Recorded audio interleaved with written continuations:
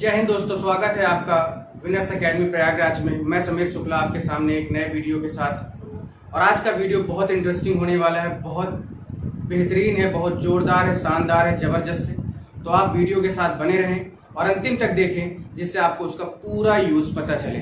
आज का वीडियो हम लोग का है कुछ ऐसे कंफ्यूजिंग प्रीपोजिशन पे जो कंफ्यूज करते हैं, क्योंकि उनकी पूरी या उनके जो भी वर्ड है उनके मतलब जो होता है वो सेम होता है। खैर, मैं आज बात करूंगा। सबसे पहला जो हमारा प्रीपोजिशन है वो है अंडर, क्योंकि आपने थंबनेल देख लिया होगा। थंबनेल में आपने देखा होगा अंडर, बिलो, डाउन तीनों का मतलब नीचे होता है। और आज हम लोग उसी के बारे में बात करेंगे। अंडर का मतलब होता है के नीचे। अंडर का मतलब होता है के नीचे। लेकिन प्रॉब्लम ये होती है कि अंडर और बिलो और डाउन तीनों का मतलब होता है नीचे। तो कैसे फाइंड आउट करें, कैसे ये क्लियर करें कि यहाँ पर किसी सेंटेंस में कैसे ये पता करना है कि हाँ यहाँ पर अंडर का प्रयोग होगा, डाउन का प्रयोग होगा या बिलो का प्रयोग होगा, उसी के बारे में हम लोग बात करने जा रहे हैं। अंडर का जो प्रयोग होता है वो के नीचे के सेंस में होता है। तो एक बहुत शानदार से ट्रिक, एक बहुत छोटे से शब्दों में मैं बोलूंगा आपको कि जब भी नो फिजिकल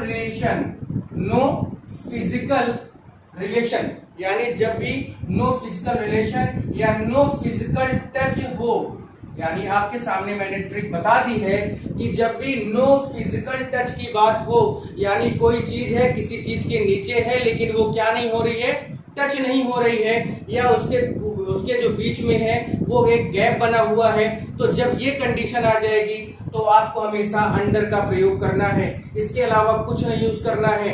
तो याद रखिए कि अंडर का प्रयोग हमेशा उस जगह पर होता है जहां पर दो चीजों के बीच में गैप हो और जो सेंस निकले वो के नीचे का भाव प्रकट करे, के नीचे का भाव प्रकट करे और फिजिकल टच ना हो, यानी नो फिजिकल टच, यानी किसी भी तरह का टच ना हो या कोई भी उसमें कंडीशन ऐसी ना है कि एक दूसरे से जुड़े हुए हो, यानी दोनों के बीच में क्या है, जैसे ये है, ठीक है, तो ये और इसके बीच में या क्या पे क्या है, गैप बना हुआ है। ये जो पूरा गैप है इस दोनों के बीच में, इसी गैप की बात मैं कर रहा हूं। तो नो फिजिकल टच का मतलब होता है यहाँ पर अंडर से, कि जब भी यूज होगा तो उसके साथ आप क्या लगाएंगे, हमेशा अंडर का प्रयोग करेंगे। मैं इसका सेंटेंस भी आपके सामने दूंगा, इसके सेंटेंस के बारे में आपसे बात भी करूंगा और आपको 2-3 सेंटेंस दिखाऊंगा, बताऊंगा कि कैसे इसको आइडेंटिफाई करना है, कैसे हमें ये पता चलेगा कि एक सेंटेंस आया तो उसमें क्या हमें देखना है कि अंडर का यूज करना है या बिलो का यूज करना है या डाउन का।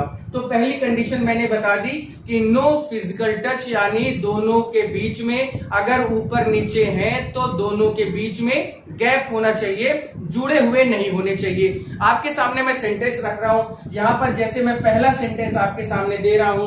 पहले सेंटेंस में आप देखिए कि द कैट वॉज लिखा मैंने, उसके बाद सिटिंग लिख दिया, द कैट वॉज सिटिंग। उसके बाद मुझे लिखना है, अब देखिए जो कैट है यानी बिल्ली है वो बैठी है, कहाँ बैठी है, तो यहां पर मैं यूज कर सकता हूं कि अंडर द चेयर लिख दूं तो कोई दिक्कत नहीं होगी, अंडर द चेयर। अब आप समझ गए होंगे कि कैसे इसको करना है, यानी नीचे का तो सेंस है, यानी एक मेज है, एक चेयर है, कुर्सी है और बिल्ली उसके नीचे बैठी है। अब ऐसा तो है नहीं कि बिल्ली के सर पे चेयर टच हो रही है, और जब वो टच हो जाएगा तो वहां पर अंडर का प्रयोग नहीं होगा, क्योंकि बिल्ली के बैठने और चेयर का जो भाग होता है उन दोनों के बीच में क्या होगा, गैपिंग जरूर होगी। और वही गैपिंग क्या कहलाती है, अंडर के यूज के बारे में फोर्स करती है कि यहाँ पर अंडर का यूज होना चाहिए। एक सेंटेंस हम लोग और देखते हैं, आपको और क्लियर हो जाएगा, ठीक है। जैसे द मैन वॉज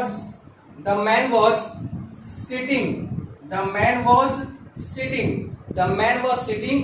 फिर वही कंडीशन आई कि अगर आदमी बैठा है, मैन वॉज सिटिंग यानी आदमी बैठा है, तो कहाँ बैठा है, अंडर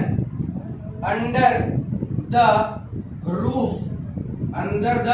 रूफ लिख दिया हमने। अब आपको क्लियर हो गया कि यहाँ पर हमें क्या करना है, क्योंकि आदमी जो है वो छत के नीचे बैठा है।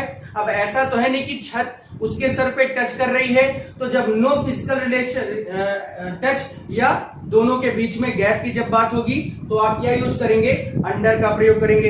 एक सेंटेंस और देखिए तो आपको और क्लियर हो जाएगा कि इसमें करना क्या है। ठीक है, दे आर स्टैंडिंग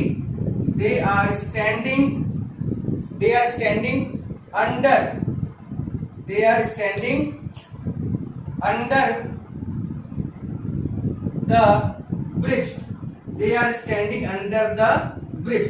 अब आपको क्लियर हो गया कि कैसे यूज करना है। तीनों सेंटेंस में देख लीजिए कि कैट जो है बिल्ली वो चेयर के नीचे बैठी है यानी टच में नहीं है। Man was sitting under tree, वो भी बात आपके सामने क्लियर हो गई कि जो आदमी बैठा है पेड़ के नीचे वो भी उस पर टच नहीं कर रहा है। They are standing under the bridge. आपको समझ में आ गया होगा कि यहाँ पर वो लोग जो खड़े हैं वो ब्रिज के नीचे हैं, तो ऐसा नहीं कि ब्रिज उनके सर को टच कर रहा है। तो नो फिजिकल टच यानी गैपिंग की बात होगी जब दो चीजों के बीच में ऊपर नीचे है और बीच में कैसा है, एक गैप है। तो वहां पर क्या यूज कर देंगे हम, वहां पर हमें क्या यूज करना है, तो अंडर का प्रयोग करना है। क्लियर हो गया होगा। ठीक है, इसका आप चाहे तो स्क्रीनशॉट ले सकते हैं। उसके बाद हम लोग आगे बढ़ेंगे। अगला जो वर्ड हमारा वो भी इसी तरह के नीचे का ही सेंस देगा, लेकिन उसकी भी अपनी कंडीशन है, क्योंकि आपने देखा होगा कि एक शब्द दो यानी दो तीन शब्द एक ही भाव प्रकट करते हैं, लेकिन कहीं ना कहीं उनके बीच में कुछ कंडीशन होती है, अगला वर्ड हमारा बिलो, अगला वर्ड है बिलो। इसका मतलब भी क्या होता है, के नीचे। ठीक है, के नीचे। अब यहाँ पे भी मैं आपको बता देता हूं कि इसको कैसे जानना है, कैसे इसकी क्या ट्रिक रहेगी। तो आप सीधे से समझिए कि विदाउट गैप या, ठीक है, या टच में होना। विदाउट गैप यानी गैप का ना होना, यानी जो अभी अंडर में था कि दोनों के बीच में गैप था, अब यहाँ पर वो गैप नहीं रहेगा। और यहाँ पे एक वर्ड और मैं लिख सकता हूं, वो है रिलेशन, यानी संबंध का भाव प्रकट होगा। अब संबंध का भाव का मतलब यहाँ पर संबंध किसी व्यक्ति के बीच की बात नहीं होगी, यहाँ पर दो चीजों के बीच संबंध का भाव होगा। तो रिलेशन या विदाउट गैप हम दोनों वर्ड का यहाँ पे यूज कर सकते हैं। इसका सेंटेंस देखते हैं, इसके सेंटेंस में क्या खासियत है या क्या इसकी कंडीशन होगी। तो इसका पहला सेंटेंस है जैसे कि he kept his book, ठीक है, he kept his book। उसके बाद तुरंत आप लगा सकते हैं below, he kept his book below the pillow, ठीक है, he kept his book below the pillow। यानी अब देखिए बुक के और पिलो यानी तकिया के नीचे उसने क्या रख दिया, किताब रखी। अब तकिया और किताब के बीच में कोई गैप नहीं होगा, ऐसा है ना, ऐसा क्लियर मालूम पड़ रहा है कि तकिया और किताब के बीच में कोई भी गैप नहीं होगा, क्योंकि उसने क्या किया, पढ़ते पढ़ते उसको नींद आने लगी।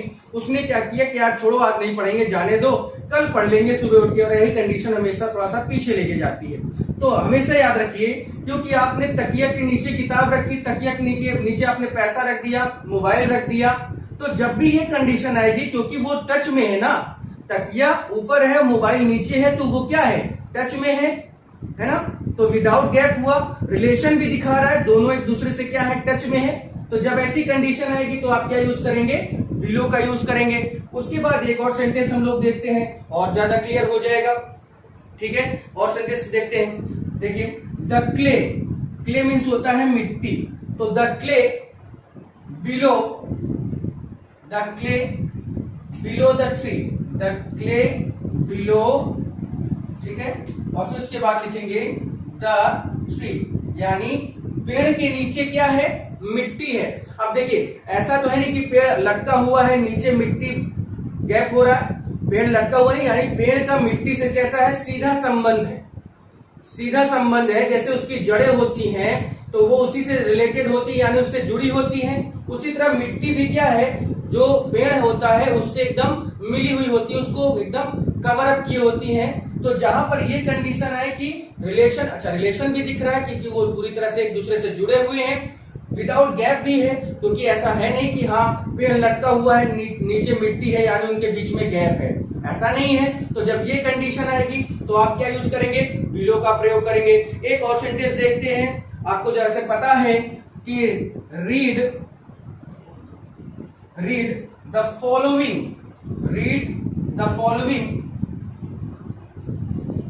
फॉलोइंग पॉइंट, ठीक है। उसके बाद है गिवन और फिर एक वर्ड आता है, इसमें मैं लिख दूं below, following point given below. अब आप देखिए कि यानी पढ़ो, क्या पढ़ना है, फॉलोइंग पॉइंट, जो दिए गए पॉइंट है उनको पढ़ो। वो कहां दिए गए, नीचे। यानी अब देखिए संबंध कैसे, मान लीजिए कोई कंडीशन ऊपर दी गई है, टर्म्स दिया हुआ है, कंडीशन दी गई है, लेकिन उसको आप और जैसे कोई चीज उस पर साइन करना है आपको, तो होता नहीं कि आप पहले ये पढ़ लीजिए उसके बाद उसके नीचे साइन करिए। तो क्या है, साइन का यानी जो आप सिग्नेचर करने जा रहे हैं नीचे, उसका सीधा संबंध ऊपर दी गई कंडीशन से है कि नहीं है। तो जब ये कंडीशन है कि क्या हो जाए, यानी जब किसी से किसी का संबंध दिखाना हो और नीचे कुछ दिया हो, तो वहां पर हम क्या यूज करते हैं, सीधा सा बिलो शब्द का यूज करते हैं, इसके अलावा कुछ नहीं करते। तो अब आपको बात समझ में आ गई होगी। 3 एग्जाम्पल देख लीजिए कि उसने किताब के नीचे तकिया रखा, कोई गैप नहीं है, बराबर रिलेशन है, बराबर विदाउट गैप है।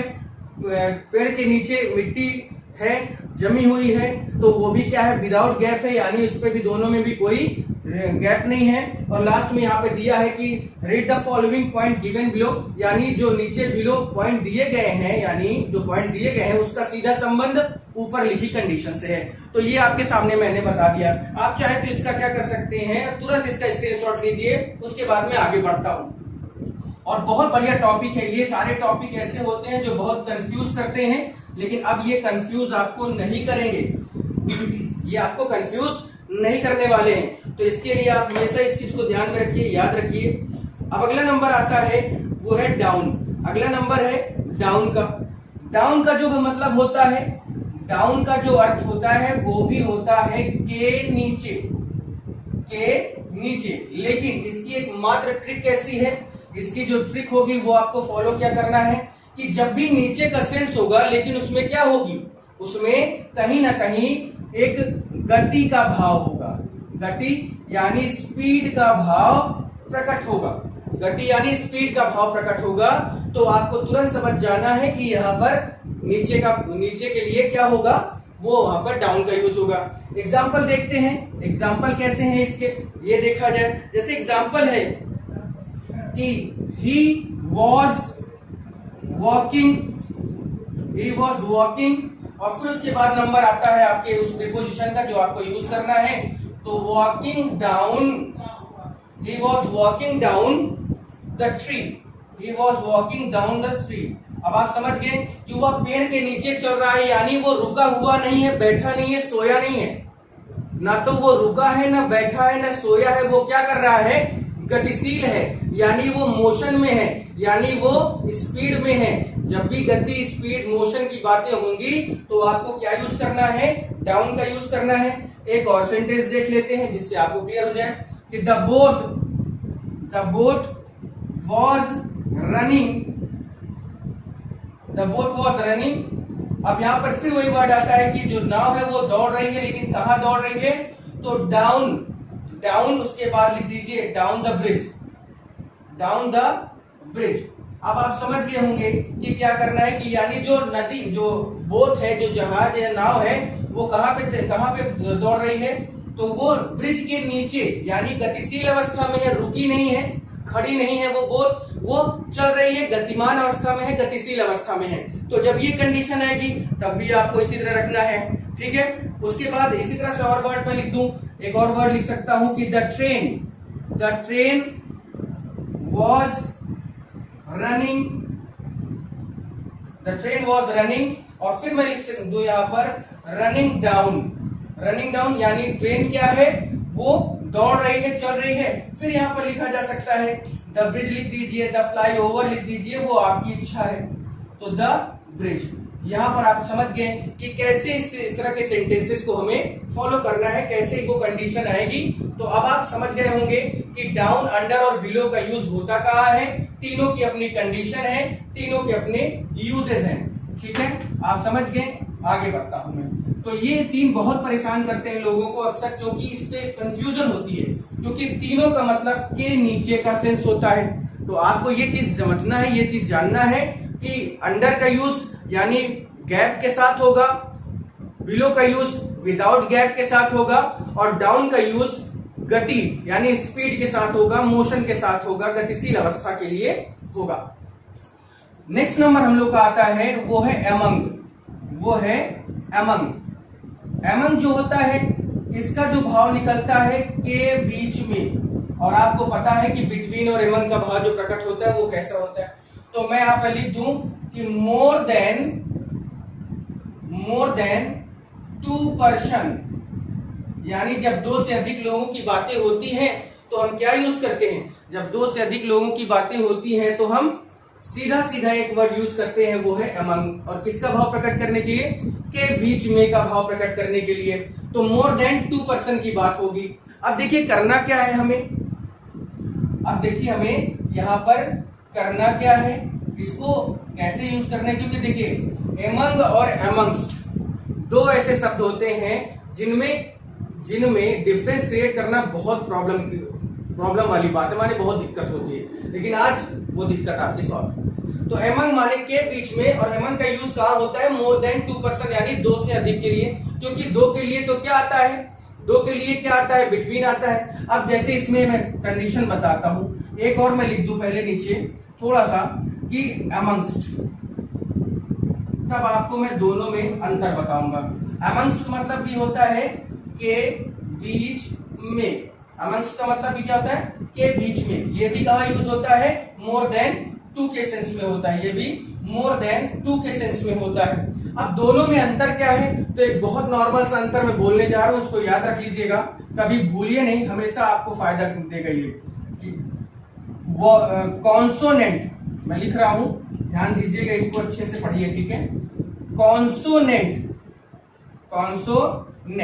ठीक है। कॉन्सोनेंट जब भी कॉन्सोनेंट से स्टार्ट हो, ठीक है, consonant starting noun, consonant starting noun के साथ हमेशा हम अमंग का यूज करते हैं। जैसे आपको एक एग्जांपल मैं दे देता हूं, कॉन्सोनेंट क्या होते हैं, ए ई आई ओ यू के अलावा जो भी वर्ड होते हैं वो कॉन्सोनेंट होते हैं, और ए ई आई ओ यू क्या होता है, वॉवेल होता है। अब आप यहाँ पर बात को समझिए और अच्छे से देखिएगा कि क्या इसमें क्या हो सकता है, क्या नहीं हो सकता। ठीक है, मैं सेंटेंस लिख रहा हूं, जैसे एमंग, ठीक है, एमंग लिख दिया और फिर लिख दिया द बॉयज, ठीक है, एमंग द बॉयज। ये क्लियर हुआ, आपको समझ गए, क्योंकि द बॉयज क्या है, बॉय शब्द क्या है आपका, कॉन्सोनेंट है, उससे पहले हमें क्या यूज करना है, अमंग का यूज करना है। दूसरा एक और देखते हैं कि अमंग उसके बाद लिख दिया द गर्ल्स, लिख दिया हमने, तब भी सही हो जाएगा। तो ये भी आपका सही है, ये भी आपका सही है, क्योंकि अमंग जो गर्ल है वो कॉन्सोनेंट है, इसलिए इसके साथ क्या आया, अमंग का यूज हुआ। क्लियर हो गया। जब भी आपका जो नाउन है वो कैसा हो यानी कॉन्सोनेंट से शुरू होगा तो अमंग का यूज करेंगे। अब बात आती है यहाँ पर कि अमंग्स्ट का यूज कहाँ करते हैं। अमंग्स्ट का यूज जो होता है उसके साथ भी कंडीशन क्या है कि ये हमेशा वॉवेल स्टार्टिंग नाउन के साथ करते हैं, वॉवेल स्टार्टिंग नाउन या प्रोनाउन के साथ करते हैं, वॉवेल स्टार्टिंग नाउन या प्रोनाउन के साथ करते हैं। अब आप समझिए, यहां पर मैं नाउन ही लिखूं तो ज्यादा अच्छा, ठीक। तो स्टार्टिंग वॉवेल, यहां पर बात किसकी होगी, वॉवेल। वॉवेल स्टार्टिंग नाउन क्या है, तो आपके सामने मैं एग्जांपल दे रहा हूं, ठीक है, देखिएगा। जैसे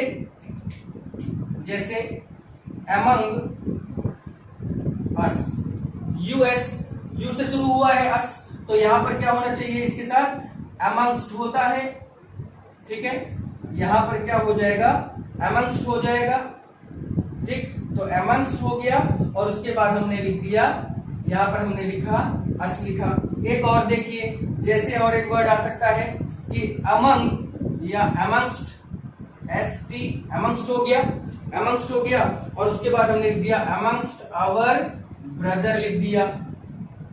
ठीक है, तो ये कंडीशन हमेशा क्या होती है, बहुत प्रॉब्लम क्रिएट किया करते हैं। तो अब आपको पता चल गया कि among का और amongst दोनों का यूज मोर देन 2 के लिए होता है, यानी 2 से अधिक के लिए होता है।